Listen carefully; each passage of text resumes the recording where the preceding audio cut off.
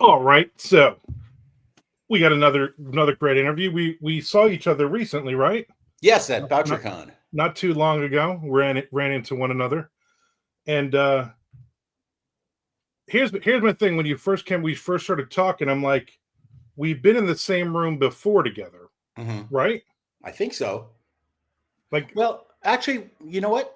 I don't think we have. I think that was our first time in person. We've the first time we talked was shit over a decade ago.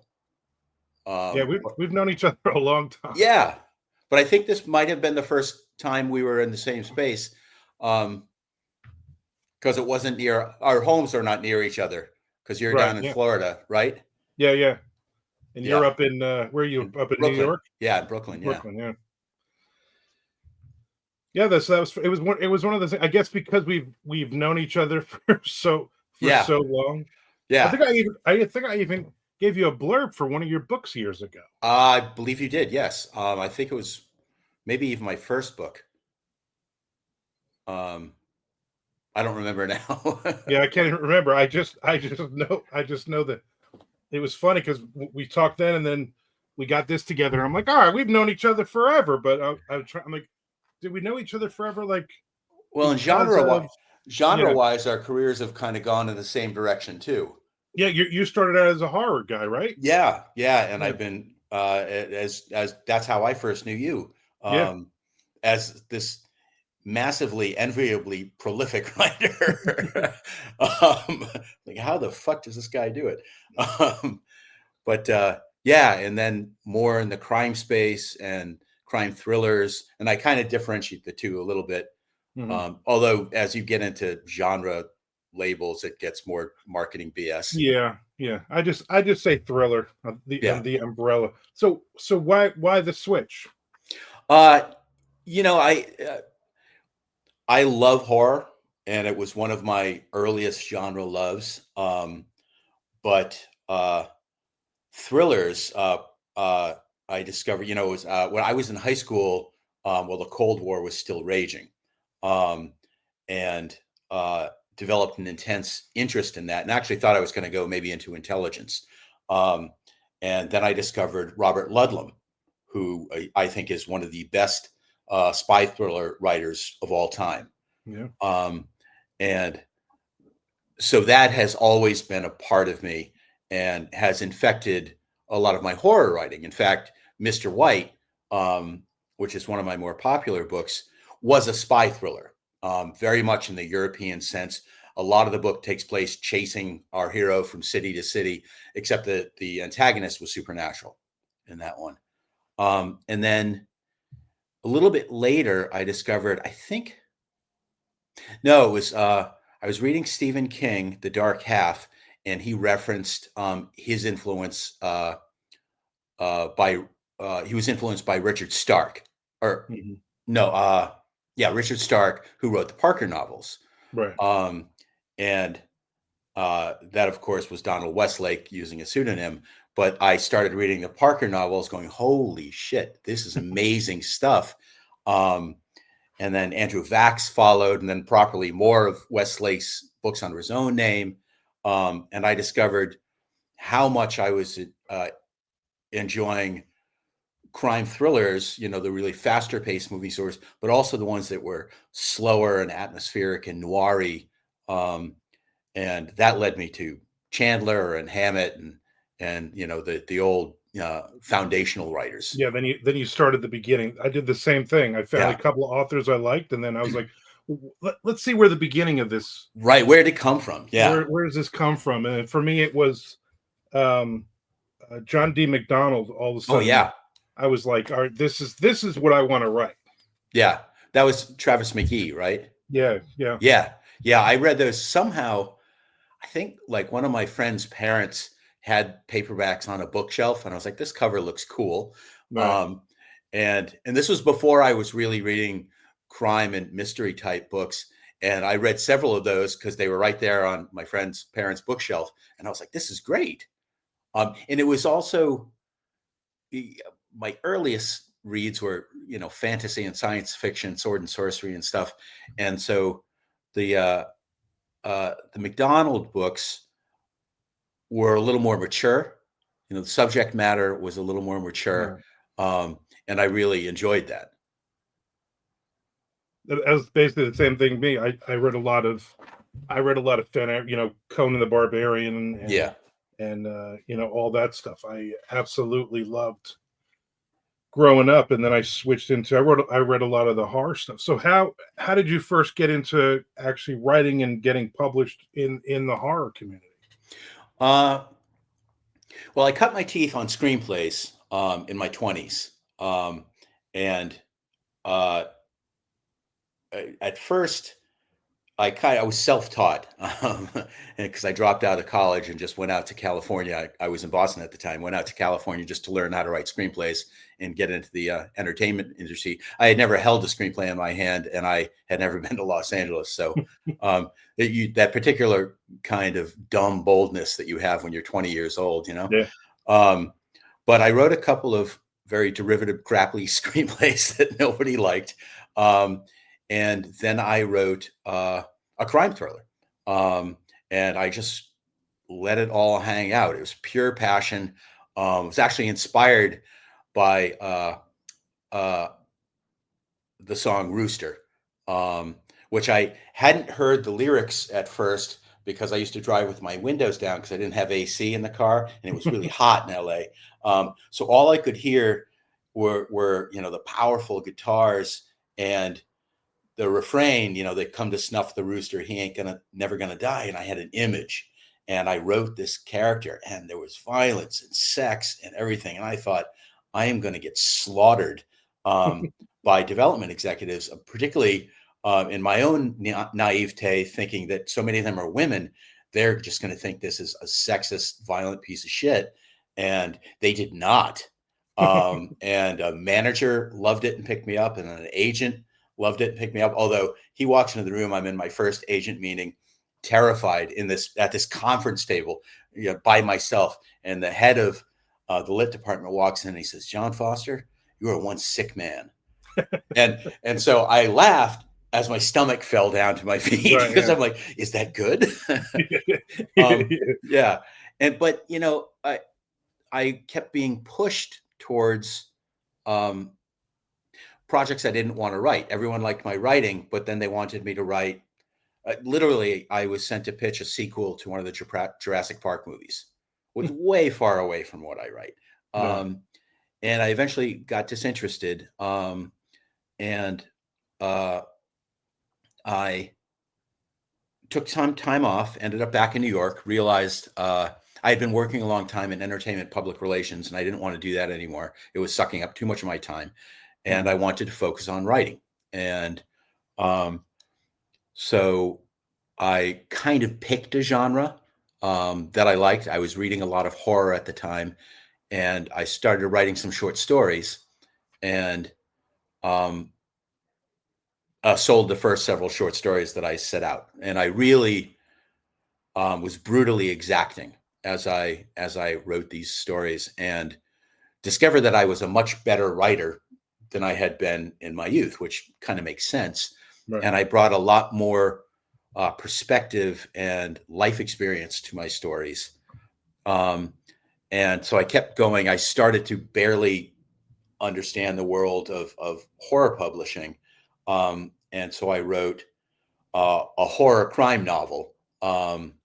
It's, sort of like a Quentin Tarantino by Clive Barker kind of story called Dead Men. Which is the one I think that's the one I picked. I think so. And that was the first. Right. And again, I kind of wondered, because that was really balls to the wall. And I mean, the protagonists were literally mass murderers who had been executed by the state, who were brought back to go on a mission.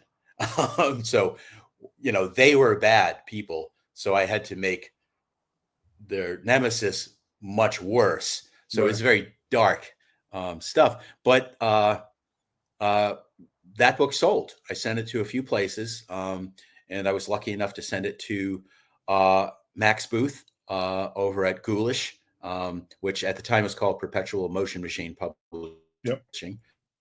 And he bought it. And I had told him there was another one or two ideas to go after this, connected to the books using the same characters. And he said, cool. And he bought the sequel, Night Roads, which was great. And I started to branch out. And I always, though, was blending other genres into my work. So Dead Men and Night Roads had a lot of crime story elements. Mr. White was a spy thriller with supernatural horror. The Isle was a really dark mystery with a lot of Gothic horror, New England Gothic sort of horror overtones. And The Isle, actually, and Rooster, which was my first flat out crime thriller, which came out during the pandemic, which wasn't great, timing. But Rooster was that screenplay I talked about that got my first agent, manager, and all that. And I decided, I really like this story. And so I sat down, I reread it, and updated it with just having a lot more information and being a better writer. And so the bones of the story are the same. But I just think it was a much stronger work as a writer. Did you rewrite that story, or did you just kind of, dropping it in and adding to it? I dropped it in and started by just trying to flesh it out. And for people listening that don't know, when a screenplay, most of the page is taken up by dialogue, and there's very little action. And so I started by just increasing the action, because on screen, you're actually seeing how the director would interpret the action. But in a book, I have to provide that information so that people can interpret it in their own minds. And then that was very clumsy. So I just started looking ahead at, what's the next scene or two going to be, and then just opening a new document and writing it out as prose. And that then became how I did it. And The Isle, which came out through Gray Matter Press, had also started as a screenplay. It was the last screenplay I wrote. And I had great managers and agents at the time, but they were big fish, and they wanted to sell big projects because they got a percentage of my paycheck, and they didn't want really gritty shit. And they were telling me at the time, I don't want to belittle them in any way. They're successful because they're good, but they thought, the story and the literal setting is so dark, and your protagonist, his last name is Bone, is so dark, and you have to lighten up one or the other. And I tried to do that, and it just sucked. I lost all passion for it. So when I revisited the project, I went back to the original feeling, and it's a very dark book. And this will sound bizarre, but I was aided by my mental state, because my father had just died suddenly. And like a lot of us, we have complex relationships with our parents. But that had me in a very dark state of mind. And I really focused all that intensity into the work. So that's kind of how I got started in horror. I think I veered wildly. No, you answered the question. So at this point in your career, do you still have the ideas for horror books? Are you going to write more horror stuff, or is it just like, I'm just going to do the crime stuff? I'm going to do both. I love both, because I've spent time in the horror genre. I have much more confidence in finding a home for whatever books. I do not write well or generally accept publishing calls when people are saying, we want XYZ kind of story, and then you write to that call. It sort of stunts my creativity. I envy people that can do that well. So I write a story and then hope that somebody will like it enough to publish it. So it's very much a leap of faith. So I'll keep doing horror, and I love horror. One of my most recent books that sold, that came out in January, actually, was All the Teeth in the World. And that's a flat out horror novel where I really tried to scare people. I wanted it to be really fucking scary. and I think it is. Mhm. But I'm also writing crime now, and I part of why I've gone to BoucherCon twice now, because I need to meet more people that are in the crime and thriller field, Right. Yeah. so that I can get published there and learn more. Yeah. Um, Which is and exactly why I was also there. yeah, in fact, I had a bunch of health issues in the last year, so it had stymied my writing for a while, and I was trying to get back into it and my head in the game. So BoucherCon was great for that. But Alex Segura, who's a wonderful writer, Yeah. And has also done multiple things in comics and crime, and he's just a good guy who also takes all that brilliance and really expresses it in lay terms so you can all grasp it. But he was talking during one of the panels or something, and he was talking about his initial series about Pete Fernandez, who was a private detective in Miami. And I went, wait a minute. And I made a little note. I think I actually emailed myself because I didn't have a notepad. And that actually has turned into, it was a project that I had let fall away last year with the health stuff. And that picked that project back up going in a very new direction called Good Dog. Starts out with a guy who is an ex-con who steals his father's corpse from a morgue, and things go in crazy directions from there. But yeah, so I want to keep going in that direction too, because I really I enjoy so much the feel of immersing myself in stories when I write, and Right. I enjoy thrillers and crime stories as much as I enjoy horror. And the techniques and the rhythm used in one work very well in the other. Yeah. Um, and since I always was blending genres anyway, and a lot of straight crime, I gussied up as horror and put it in. So that yeah. So I'm going to do both, but now I'm actually spreading each out into separate genres more Right. because I want to reach those readers. I think it's Yeah. fun to expand. I just did an interview not too long ago, and they said, talking about me writing horror and also writing, crime thrillers, and I'm still Yeah. writing both. And they said, "What's the difference? Like, how do we call one horror and one?" And I said, "Your perspective." Hmm. I mean, that's really that's really. I've read some great thriller books by authors who are horror authors, Uh-huh. and it's still a horror book. I mean, Dan Padavona is a phenomenal. Mhm. I mean, he's the reason that I kind of got my shit together and went more crime thriller, because yeah, I'm making more money doing it. I'm Mhm. enjoying what I'm doing, but it's just that little switch from horror to the crime thriller stuff, because Mhm. I'm still writing some dark stuff. Yeah. Yeah, and I find that my characters, my protagonists, are still very much the same. They tend to still be dark uh, characters, sometimes anti-heroes. Although I kind of the specifics of those terms, kind of I think are just too rigid. But I like to find a lot of humanity in the broken places, which is not an original concept or saying, but that's where I find a lot of the meat.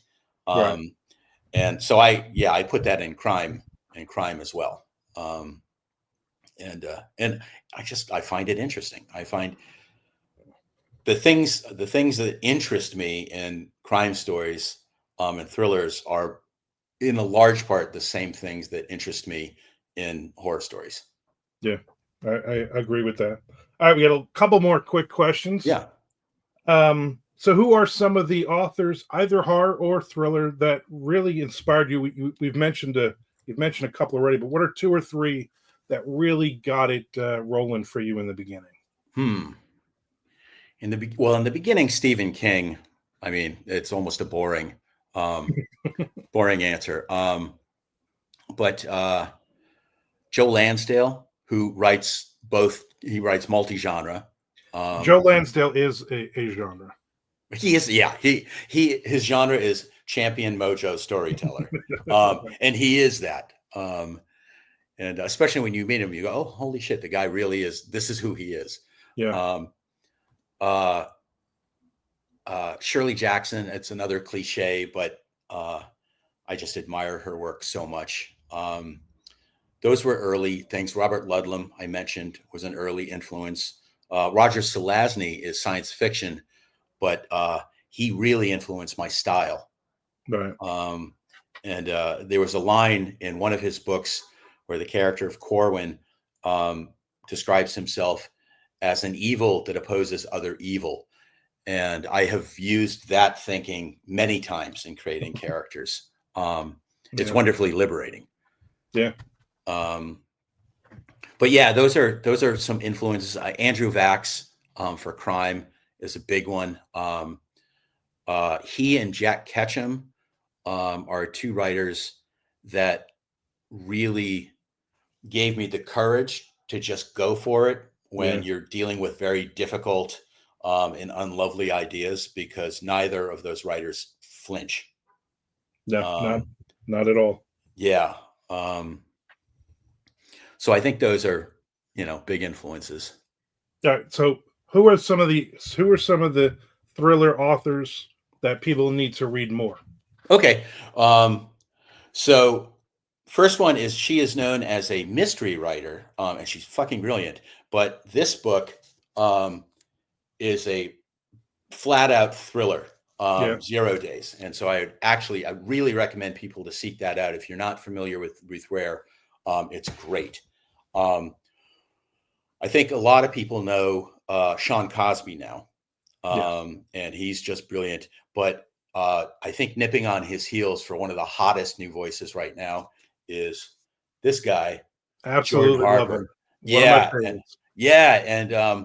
and he started out with these really kind of badass, gritty stories. She Rides Shotgun was the first one, and Yeah. which just came out as a really cool adaptation too. Yeah. But this one, everybody knows, is about a crisis PR person in the LA entertainment scene, and I think it might be his best one. It's Yeah. not as physically violent, but it's just really awesome. The last one, I can't think of the name of it now, that he just came out with last year.